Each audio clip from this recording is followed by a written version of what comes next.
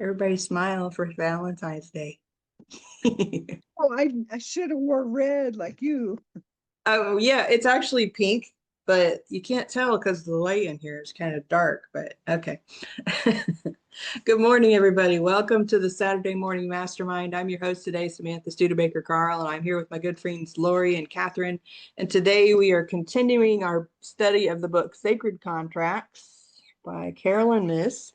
We're in chapter 7, which is titled Reinventing the Wheel. But before we get going with that, I want to give my friends an opportunity to introduce themselves, and then Catherine, you can take it with the reading. Lori Emmons in Denver. Happy to be here. I don't know where everybody is today, but they're probably sleeping in. Good morning, this is Catherine Clement, and we are starting at Reinventing the Wheel. On my Kindle, that's page 247. All right, according to legend, I'm not sure how to say this, or I'll say Eagle, Skallagrimson, one of Iceland's early settlers, was well versed in the art of writing and interpreting runes, the magical ancient word symbols common to Germanic and Scandinavian legend that can calm the sea, extinguish flames, and blunt the edge of an enemy's sword.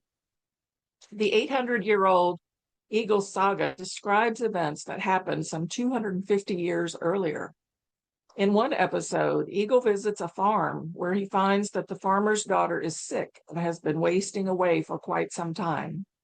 Eagle asks whether anyone has tried to heal the young woman, and he's told that the farmer's son has carved some runes, but ever since it has been far worse for her than before. Eagle finds those runes on a piece of whalebone in the woman's bed. He scrapes the bone clean and burns both it and the shavings. Then he carves new runes, laying them under her pillow. She quickly becomes well. Eagle then pronounces the moral of the story in poetic language. No leech should unleash runes, save rightly he can read them. In other words, don't mess with stuff you don't understand. Runes, casting lots, divination, the I Ching or I Ching, however you say that, tarot cards, numerology, the Enneagram, and the different astrology traditions of Western, Vedic, Tibetan, and Chinese cultures are among the many practices that people have long used to gain access to the unconscious mind and harness the valuable intuition locked within. Working with your archetypes and chakras is also a way of consciously channeling divine energy and your own intuition. Yet, skill, knowledge, and the willingness to become a clear vessel of transmission are essential elements in gaining that access. The quality of the guidance that you receive from any of these methods also depends on the intention and the attitude with which you approach the tool. People seek guidance from intuitive methods for reasons ranging from curiosity and entertainment to desperation and the yearning for divine connection. Most people seek guidance to try to gain or maintain control over their personal life, loved ones, health, and property. They want direction and instructions to act on, and they usually hope to be told the safest path to follow. They want guidance that gives them material security more than they want spiritual guidance. No matter what their motivation, however, few individuals can open themselves unconditionally to such direction. Our expectations about what we will hear or what we want to hear limit our openness to insight. For instance, say you are divinely intended to move on from your current occupation, but in asking for guidance, you really are seeking to hear only ways to remain where you are. So any information you do receive, you will interpret from a biased perspective. This is so true. When you interpret intuitive information, whether it be images and gut feelings or messages from your archetypes, it's important that you cultivate a detached or symbolic point of view. That means, as we have seen, that you need to look at the events and relationships of your life through the third archetypal column rather than the first physical column. In other words, you want to see the events as part of your contract. which you agreed to enter into, rather than as arbitrary limitations or purposeless encounters. You want to look at your archetypes with the same symbolic sight. Many people interact with their archetypes to try to find out why others have hurt them, when they should be looking to see how their archetypes have given hurt to others. I want you to do this, though. How have your shadow archetypes played out in your relationships? Who from your present or past is in therapy getting over you just as you've been getting over someone else? For guidance to help you, you have to look at yourself as honestly as possible. That is what personal growth is all about. Honesty about yourself and others, about your path, about your strengths and weaknesses. Working with guidance is not just a method of peering into the psyches of the people in your life to get a fix on them. That would be spiritual voyeurism. Rather, it is a method of learning about yourself and your relationships in this lifetime. All tools and methods of guidance are essentially the same. They are like radio receivers, and you are the receiver and operator of the radio.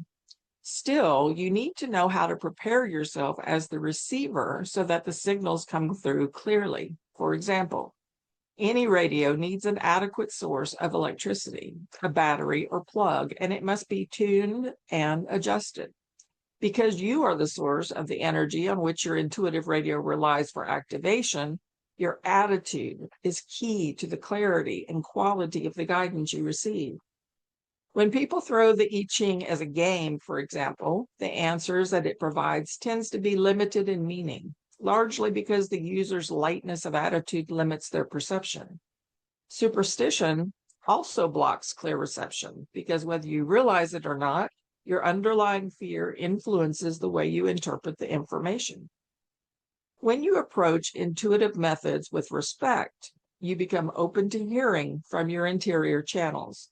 The accuracy of the guidance you receive will be in direct proportion to the sincerity of your attitude. Before you begin to work with your archetypes, take some deep breaths to clear your mind of any expectations. If you are trying to influence the guidance, you will not get honest feedback. If anyone helping you read yourself wants to influence you or has an expectation of what you want to hear, you will not get honest feedback. You should have no attachment to the guidance you're seeking, either for yourself or for someone else. Most people initially search for guidance about their physical lives, about their careers, love lives, or investments that they can use immediately. But the more valuable form of guidance is symbolic or archetypal, although it may take you longer to interpret. Just as dreams have many layers of meaning, so often does intuitive information. Guidance taken at the literal level will enhance your life only minimally. For example, the airplane dreams that I shared with you at the beginning of this book would hold much less significance for me had I interpreted them only in terms of how they applied to my physical life. I could have interpreted them as reflecting my everyday issues and worries about traveling. But when I saw the airplane as a symbol, their true significance, their helpfulness, consolation, and inspiration was revealed. You want me to stop there? Sure. No, I think that's a good spot. That's a lot to take in. And I think it's so important to recognize that, we have to be open to hearing, the messages that we're, wanting to hear, if you will, and having an openness to see things from another perspective and get guidance in a way that maybe we haven't done before. So I love that it's talking about it in that way. And, it's funny that it kind of started out with, all these different possibilities like the I Ching and tarot cards and numerology and Enneagram and all of that. And because and I'm sure there's so many more things that are kind of like that, people have created over the years trying to get guidance for their lives. And yet she's talking about digging deeper than just the surface and really opening yourself up to learning what you don't already know. And and then getting away from the idea of just looking at it from a physical world perspective or what's going on right now in your life, and looking at it from a deeper perspective and being able to gain more insight in that way. And then also trying not to guide the outcome of the answers. Well, I think that's pretty hard right there, because a lot of times we're like trying to dig in because we're struggling with a thing or an event or a relationship or whatever, and we want a certain outcome. And so then we kind of try and dig into our own self-conscious and figure out, okay, well, what, or if we aren't, maybe we're not working on personal development, we're just wanting to know, okay, should I stay with this person or should I go? Should I stay or should I go now? I mean, and we don't know, we're focused on that and we want a specific outcome. So then we're like, laying out the tarot cards, going, tarot cards, tell me, tell me, tell me, tell me, and the tarot cards are going, here, you really need to be focused on this over here. This isn't the important thing in your life or whatever. So I don't know. That's what I kind of got out of some of that. A lot of it is so difficult when you have a health condition, as I do, and not to try and guide it or interpret it somehow, that how is this going to help me get well? I mean, there's so much available out there. I was even with another program this week that was considering, and so many things you can do to change your health, which I've done over the 30 some years that I've had the label of multiple sclerosis. Excuse me. Now I've got a lot of other labels slapped on me, but trying to figure out where I went wrong or what's affecting or causing it. And these 4 archetypes that we all have just constantly gone through my mind about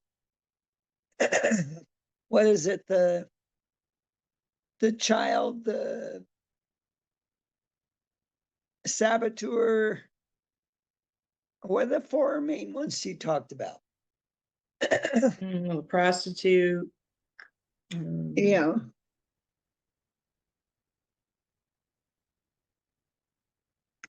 And immediately we start thinking about somebody walking the streets for sex. And it's anything you will sell yourself for to obtain the answer you're looking for.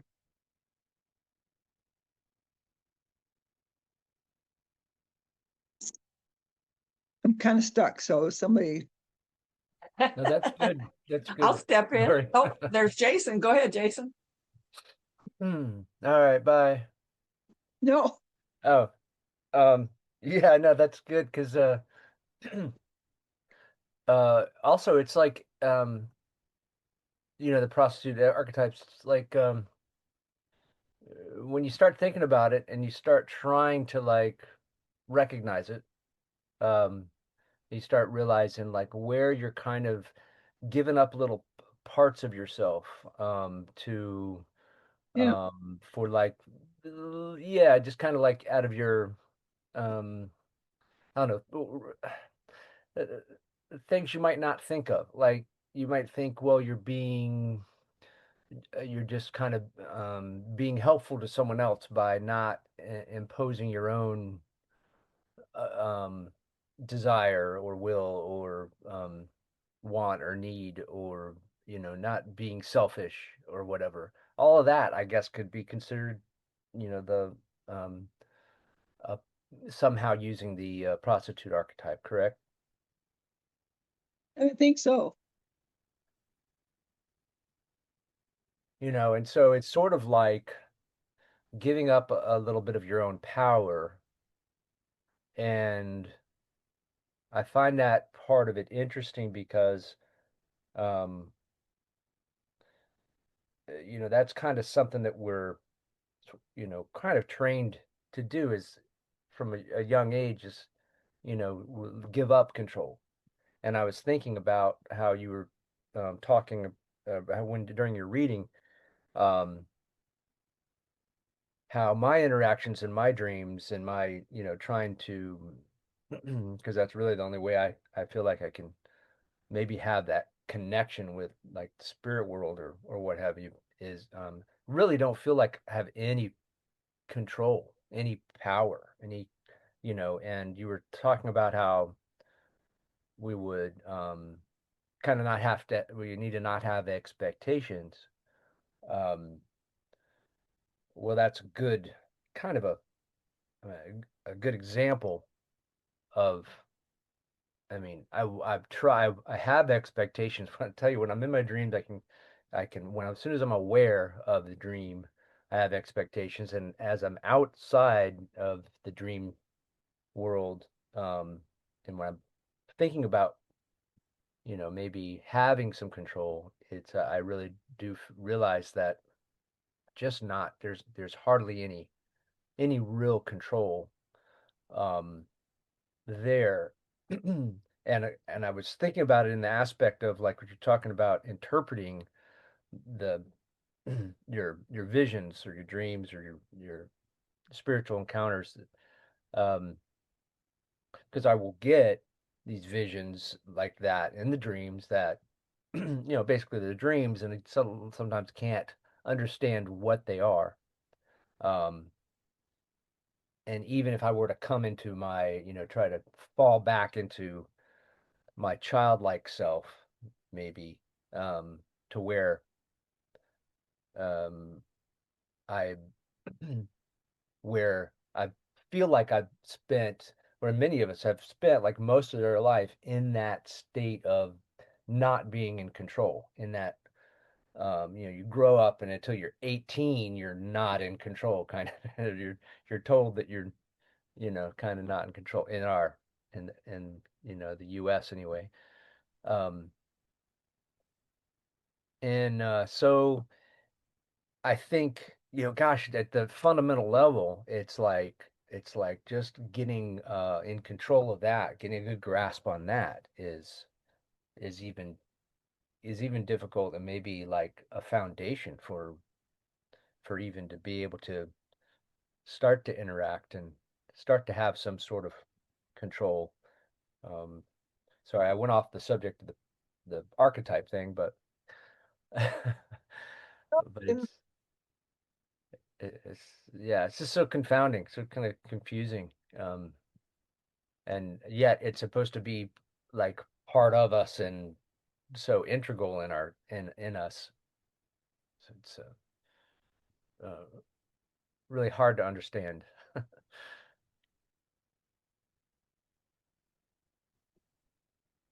Well, talking about divination tools, I mean, I've used pretty much all of them.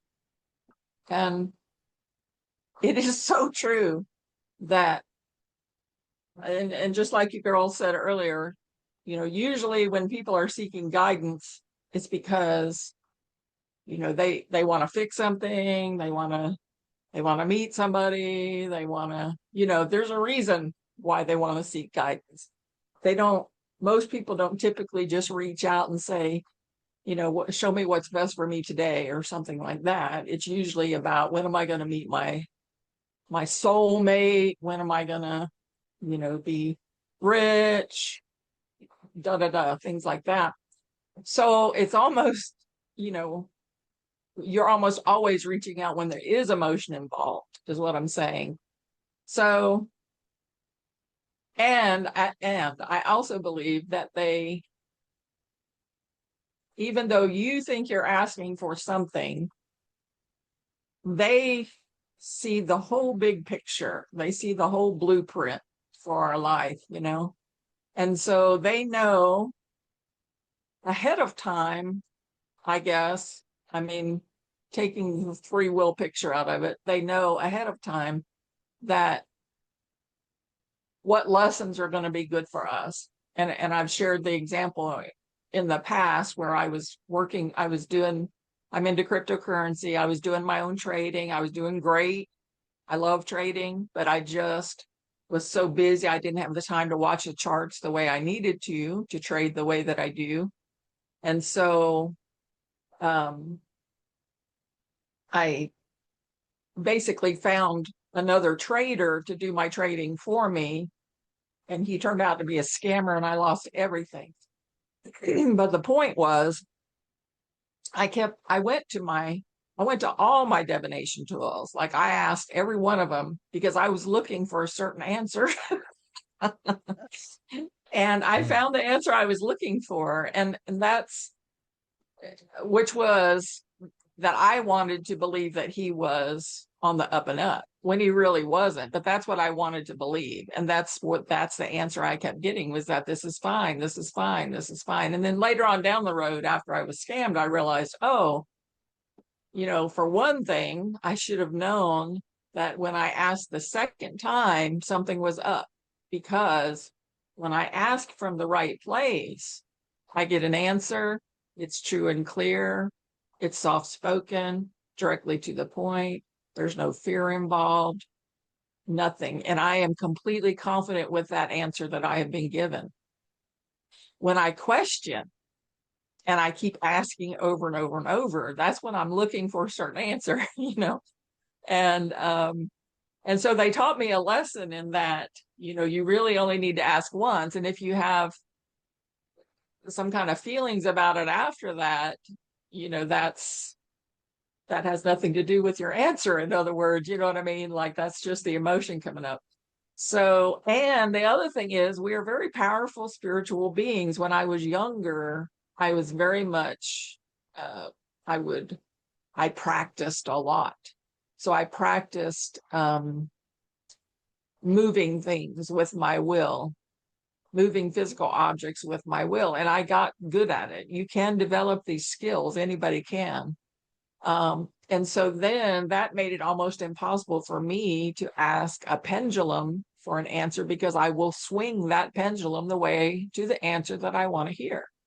So although I use a pendulum to find things that I've lost in my house and stuff, I don't use it as a divination tool. I have other tools that I go to because I know I can manipulate that one so easily. So they really are, you can get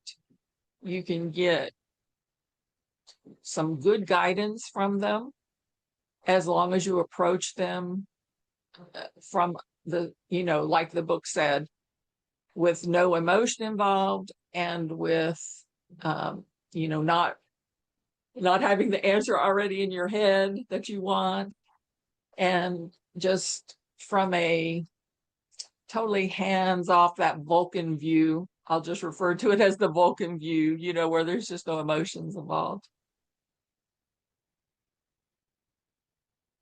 It takes an extremely strong person to be able to control that, if we're talking about control. I like that you gave us that reminder, Catherine, of, you only need to ask once. And if you keep going back, then you're trying to control the outcome, or you're trying to get the answer you want to hear or whatever. And I don't know. I've recognized that off and on over the years too, is that when I'm too emotionally, I don't know, invested, or just can't look at the picture from the outside. I'm too caught up in the middle of it, that's when I struggle the most, is figuring out the right direction to go. And then I'll try and examine it and examine and examine and and no matter how I examine it, there's no clear, I can't get the right whatever, I don't even know what the right answer is a lot of times. And then I have to go back to that, just, okay, clear my mind and trust. And that's where it, you got to let go of that emotion. And I feel like more often, when I am able to kind of just let go of the situation and just stop thinking about it. I mean, more often than not, that's what it is. Just stop thinking about it, push all those thoughts and worries and all the mumbo jumbo out, and allow just, I don't know, just kind of trust. I keep reminding myself, you always know the right thing to do. You always know the right thing to say in the right situation at the right time. And everything is going to work out the way it's supposed to work out. But it's hard to do that sometimes when you don't feel like you know the right path, or you think you're doing the right thing, but you're not really sure. And oh, it's so convoluted sometimes. You know, I don't know. Frustrating. And yet, I don't know, freeing if we can just let go of that thought process that wants to control everything. Fold my cards. Somebody deal me a new hand, please. I've not always been, Catherine, she's used every divination tool, and I'm kind of like not really used any. And every time I pick up, I got a set of tarot cards, a year or so ago. Got them. They're sitting on my shelf, and I've gotten them out maybe 3 times and shuffled them a little bit, and then did like one laying out of the cards, and I didn't even have a question in my head. Like, I don't even know how to use these. But but I was like, oh, this sounds really interesting. And so I don't know, maybe that's okay too. I just kind of look at them and see what comes up for me in the moment. If I don't have a thought in my head that I'm trying to figure out, maybe that's a good thing. So I don't know. Hmm. Yeah, I mean that's how I kind of go into it, is like just try to clear my mind. And um, maybe that's kind of the problem. I'm not really going in with a question. Um, I'm just more like, show me what you want to show me. But but then I have no way of really interpreting what it is they're showing me, or what it is I'm showing myself, whatever it is that's coming up in my brain at the time. But I do find it very interesting, because sometimes it does connect with something um, very clearly later on, kind of like a deja vu or whatever. But in the moment, um, I have a difficult time knowing what perspective to what to look at it from.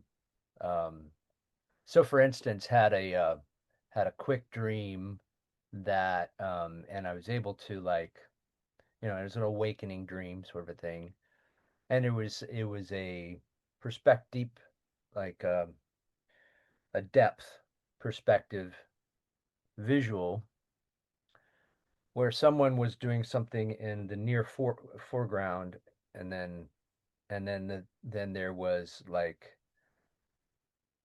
I guess it was like a version of me as like a kid running across in the middle ground, and in the background, far away, was like a lake, and I could see like really far across the lake very clearly.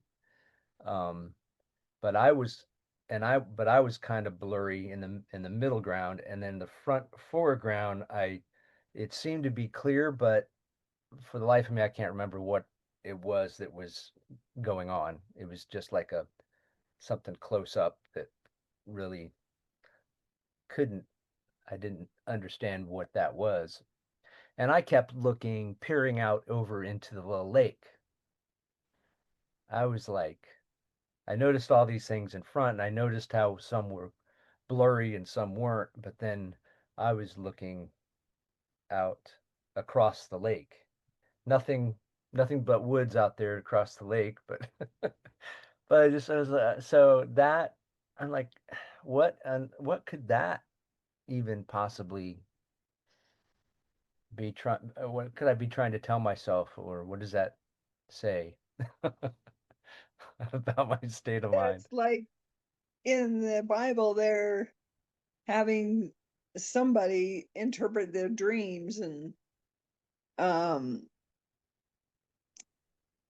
the divination tools, I've always thought that the supreme being, the God, whatever you want to call him, the source, is the guiding factor. And then all these other, the tarot cards, that kind of things are totally forbidden. Don't even go near them, that type of thing. And it's so hard to figure everything out. Yeah, they've definitely gotten demonized through the years, and that's just human fear. That's just, you know, a lot of preachers saying this is what it is, when I mean, I think the Bible tells us that people have visions, that God gives them visions and insight and inspiration and messages. It may not say to do it through a tarot deck or whatnot, but it's funny how so many things have been like pronounced evil, but mostly that's just, you know, someone higher up controlling their thoughts and giving them poor guidance. Dreams are really specific to the person that's having the dream. Dreams are a little different. And in the dream circle, we would always say, well, if that was my dream, this is what it would mean. And you would be surprised at every person had like a different meaning for that dream. So I think with divination tools, if you can, for instance, when someone wants me to do a tarot card reading on them, or an angel card reading, or fairies, or whatever it is, I can come to that meeting with no expectation, no emotion. You know, I'm just doing a reading for somebody. I'm not invested in it at all. And I think that is how we have to approach it when we use it for ourselves, even if you get my drift. Like, you just pretend like you're doing it for somebody else. But it's hard to do that. It's hard to keep the humanness and the spiritness both at the same time. Sometimes we lean one way or the other, you know. It's really challenging to be balanced in that. And especially, Lori, like you said, when there's health conditions involved, and how can I fix this, and why won't this go away, and how come I can help other people but I can't help myself, and blah blah blah blah blah, all this stuff, right? Yep. It's not to say that I'm closed down to any avenues of healing, because I'm not, and I am actively working to raise the money to go get the treatment that I believe will help me. So I'm not closing down avenues to healing. However, I took my focus off of it, because I found that the more I focused on healing, the more things my body gave me to heal. They said, oh, we're having a healing party. Cool. Let's throw something in there. Because I was focused on healing as opposed to focusing on wellness and focusing on wholeness, or, you know, focusing on anything other than healing, anything other than pain in my specific incident. Like, I tried for that word to not even come into my mind. So, because I have noticed when I'm focused on the pain is worse. That's the only reason, you know. And so I have to get that out of my vocabulary, so to speak. And I feel a lot better when I don't focus on pain all the time. I mean, it's really pretty simple when you break it down, but it's one of those things that's simple but challenging to execute. Mm. Yeah. Well, that makes sense to me. Also, what Samantha was saying about I kind of feel the same way about sort of putting things in motion, and then you kind of forget about it. but as long as it's something that I'm in alignment with naturally, it's like I can feel confident that it will come around, um, without me having to like force it. But at the same time, I have realized that that's not always enough. You do kind of have to guard your, do kind of have to guard it. Be aware that I kind of feel like that when other people are involved, especially with their, if their will, desire, whatever you might call it, is not in alignment with what you want, then you have to be you have to realize that and be aware of that, and sort of guard from that. Not that you have to force what you want, but be aware that you kind of may need to protect the what you've set in motion, kind of. At least that's been sort of my experience. Kind of like giving it a clear path. Um, and sometimes that may cause you to have to give up something. If you're going back to the archetype type thing, may cause you to have to give up something like a maybe a bit of your ego, or a bit of your um, I just go with that, maybe a bit of your ego, and to be like, instead of, well, I've got to do it this way, maybe allow a little bit of flexibility in what you're doing, even if you give up a little bit of your um, the word is escaping me, but principle. Your pride.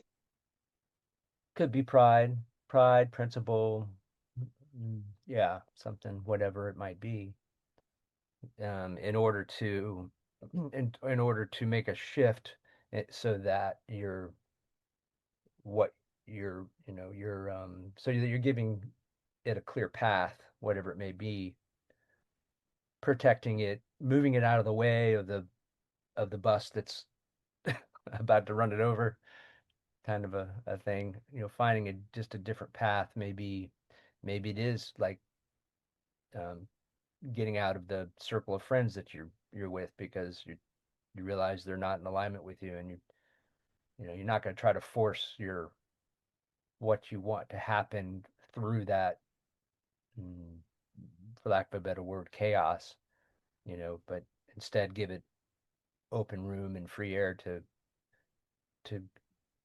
to um, you know to manifest, or to just to come into being, um, with your help, obviously, but free of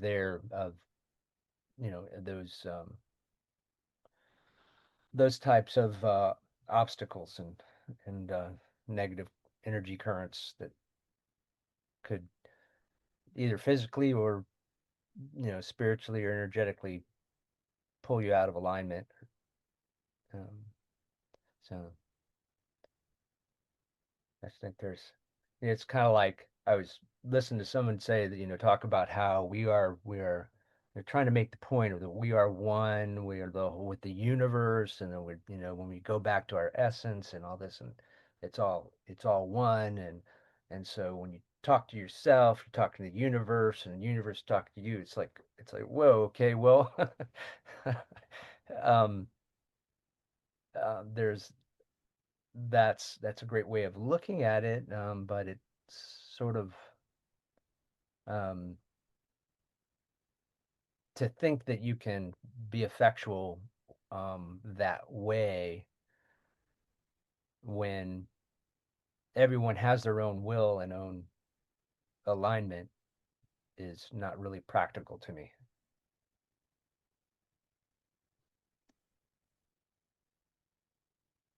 So, I'm reminded of, when you've been talking, I'm reminded of this idea that we have as, and I don't know if it's just cultural or if it's universal. I really don't know. Or it's not universal, obviously, but I don't know if it's mostly the culture that I grew up in. But there's this idea of scarcity, mm-hmm.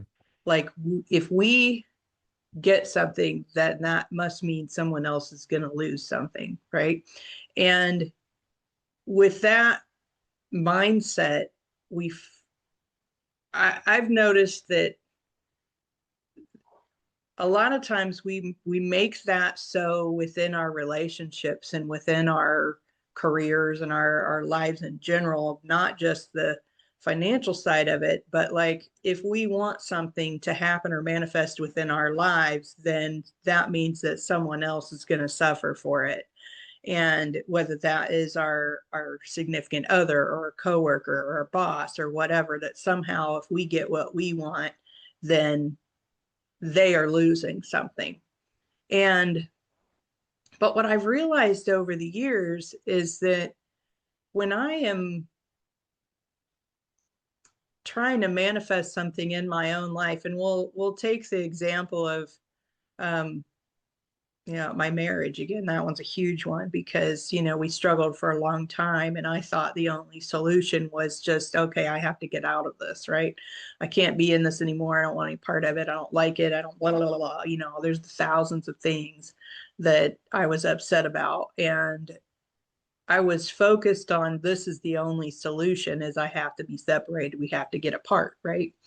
And but the reality was is it wasn't that I wanted to be apart. It was that I wanted to feel happy in my relationship, right? And I Mm-hmm. didn't think that was possible without, destroying the family. I mean, it was one of those things. And when I changed my kind of thought process on, okay, um, I can get what I want without everyone else being destroyed in the process, then I started to see things from a different perspective, and I started looking at my future in a different way. And by virtue of just changing that paradigm of the focus and what my thought processes were, it made everything change. And it's it's just fascinating to me sometimes how we get some idea in our head that we have to sacrifice ourselves because of everyone else and everything else and all of that. And but the reality is we just have to change our what it is we really want. Or not change what we want, but change our thought process on understanding what we really want and working from that kind of goal of reaching that experience versus maybe some specific things that we think are the outcome. Like for instance, if I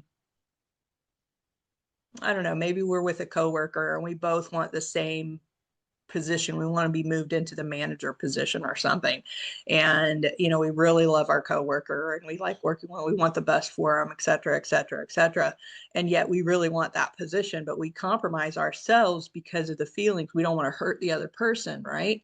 But if we are able to focus on what it is, that instead of getting that one particular position, if we focus on, okay, what am I going to get out of it if I get into that position? What is it that I really want? What emotional state do I want to feel? Or what is it the financial, is it emotional, is it we can dig into all the different things of what it is we ultimately want in a situation and then focus on those versus the specific outcome. Then things magically move. I mean, it's just kind of crazy. It seems magical, but things magically move around in the universe, kind of like what you were saying, Jason. We kind of, we're all connected. We're all part of the universe, and we can kind of talk to that aspect and be like, okay, here's where I want to be, kind of on the spiritual side of esoterically or emotionally or whatever, and focus on that versus what we think that physical outcome is supposed to look like. And then we can get there and they can get wherever they're going and everyone else can get where they're going. And and we all are kind of like moved together in a way that we don't even understand how it's happening, but somehow we land where we need to be if we are open to receiving it in whatever way that the universe can provide to us, and then everybody wins. I mean, I don't, that's kind of my thought on that. And because, like Chris and I would never figured that we'd gone in the direction that we went, but because I changed my thought process on what it specifically was that I wanted, because I thought, I just want to be single, right? That was what I wanted. I want to be apart. I didn't want him making, I didn't want our decision. I didn't want to have to answer to him necessarily. But I changed the way I was looking at it. And I was like, what I want is happiness. I want contentment. I want to be happy in my relationship. I want to enjoy my life. I don't want to feel like every day is a struggle or an argument or whatever it was. And when I started focusing on what I wanted, that was in harmony with the feelings I wanted to experience, then everything just kind of magically changed. And that's it just got better. So that's all. That's all I got on that. So That's a good point. That's a good point there, really, because um, well, I go back to like how we can be working on something like that in our lives for quite a long time, or and then we to the point where we actually move into another stage of our life, and we don't realize that what we want, maybe now we're wanting that just because that's what we've always wanted. We know that that's what we've wanted, but in reality, the reasons for it have changed. And unless we look at that, we don't even have the opportunity to recognize it and pivot to that. But when we do, then that that can open up a whole new pathway, is what I kind of get out of what you were saying. Um,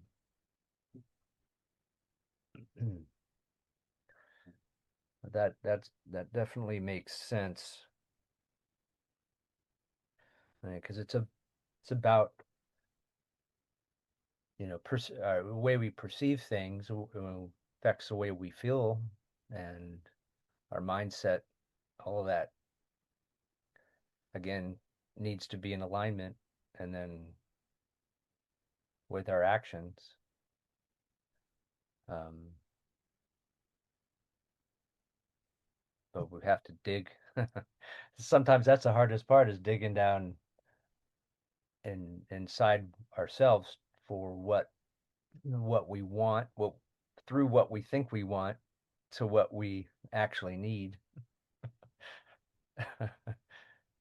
And here I feel like the digging was already done, with your um innocent child. You're forced by your parents, because they're in control, the rut that you're in. You're just going in this rut and not having to dig at all. You're stuck there. Can't get over the ridge to get on a different path. Uh-huh. Yeah. How do you mean? Well, I just mean, um, as a child, I wasn't allowed really to express my feelings, that typical thing. Quit your crying Hmm. or I'll give you something to cry about. And I never really Right. felt like I got to express my wants and desires and or my opinion about it. It was just do what you're told, and it's always Uh-huh. going to be hard, and it's never going to be the abundance, it, it's just not obtainable for you. You're stuck in this rut. This is how you do it, and there's no arguing. Get used to it. Yeah, just stuck it up. Do it anyway. Accept it. Right. Yeah. And that's not fair. That wasn't fair to you or anyone. Well, I'm not complaining about myself specifically. I mean, I could be,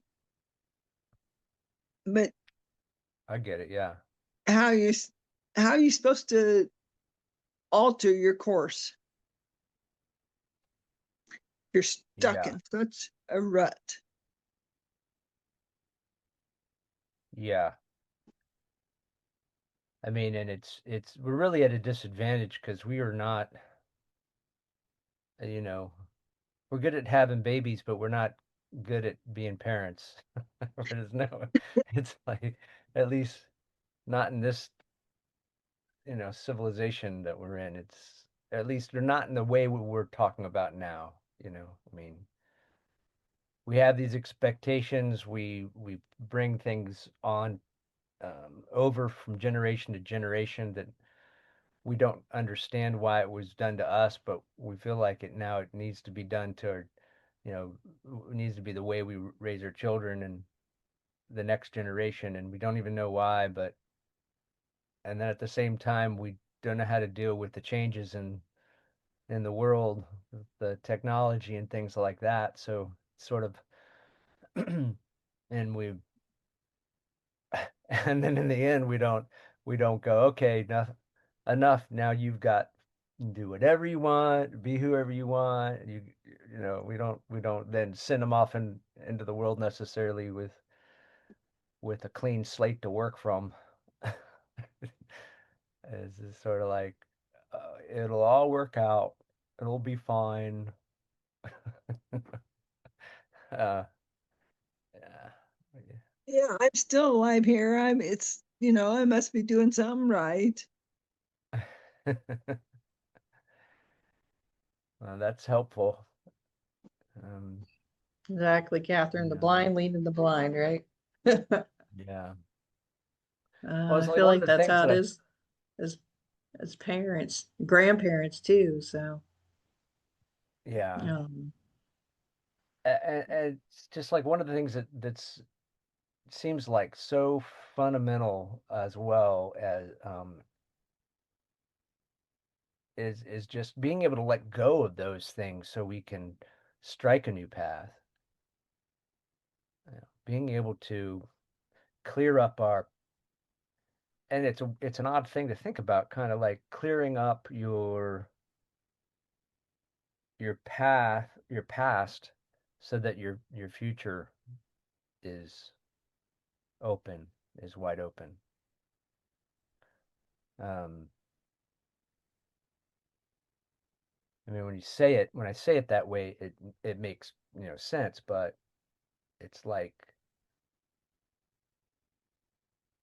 and you don't want to focus continuously on your past. You kind of want to move forward, but you do need to focus on your past a bit so you can just let it go and do a little bit of work there, and and then um, and that's tough and can be tough and messed up.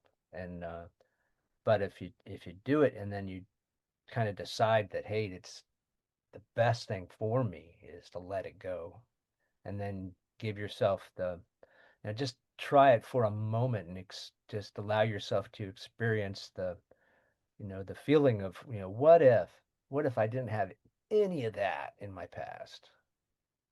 What if I was free of all of that?